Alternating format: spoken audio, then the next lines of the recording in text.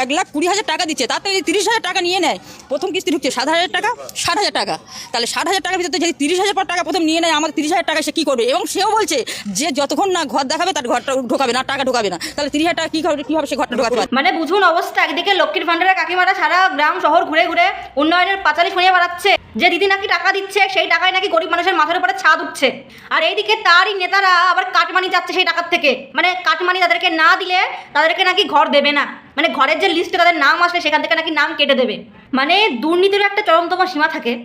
এই তৃণমূল কংগ্রেস সেটাকেও পার করে গেছে। আর এই যে আপনারা যারা আমার ভিডিওটা দেখছেন, যাদেরকে ঘর দেওয়ার নাম করে তৃণমূল কংগ্রেস কাটমানি খাওয়ার কথা বলছেন, এর জবাবটা ভোটের সময় দিয়ে দেবেন।